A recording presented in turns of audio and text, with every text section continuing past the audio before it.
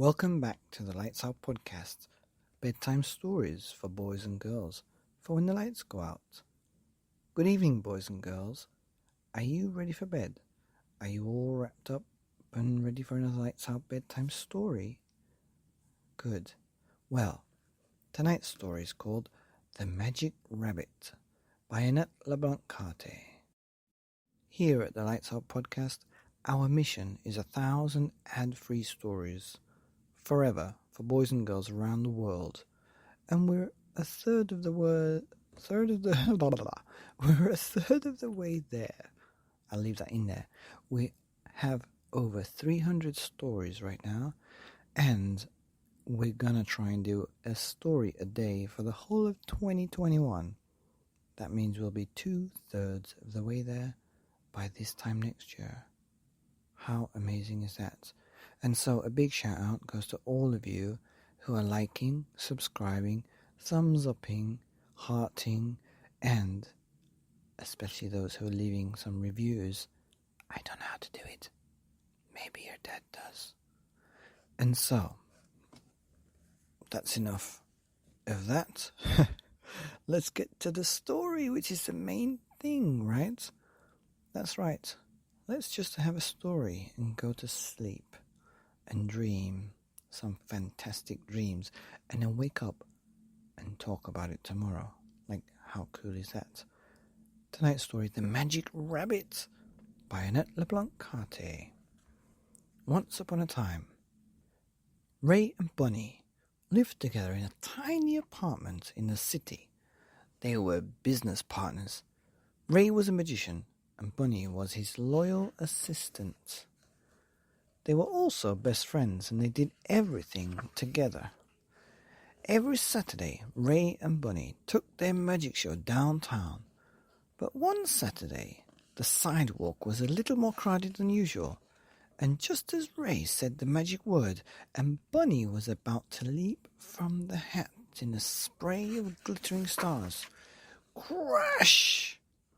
The scene became a terrible tangle of balls and stars, jugglers and magicians and hats, and Bunny, where are you? Shouted Ray. The hat was empty. Bunny was gone.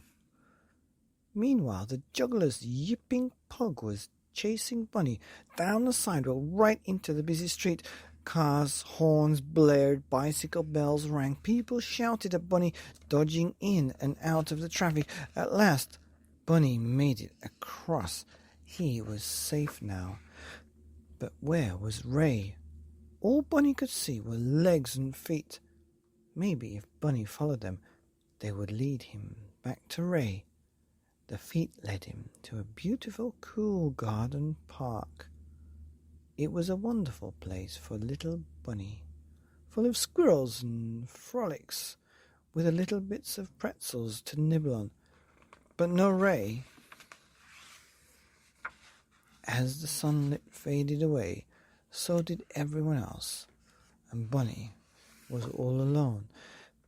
Bunny wandered along the dark streets, thinking of Ray and wishing that they were sitting down to dinner together right now at their own little table in the kitchen. All around him, people were hurrying home to their own dinners. No one stopped or even seemed to notice the lost little Bunny.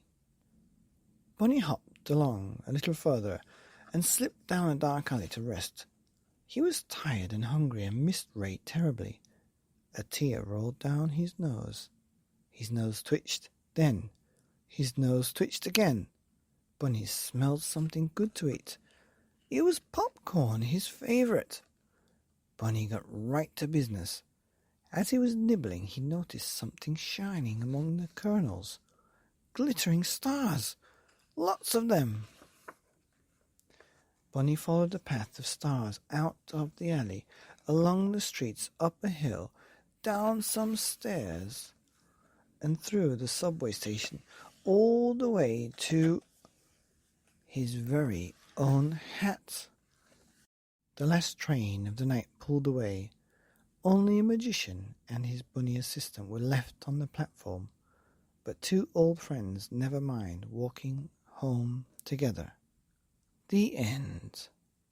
And that was a great story, very well written by Annette LeBlanc Cate, called The Magic Rabbit. You got to see it to believe it, and you got to believe it to think it.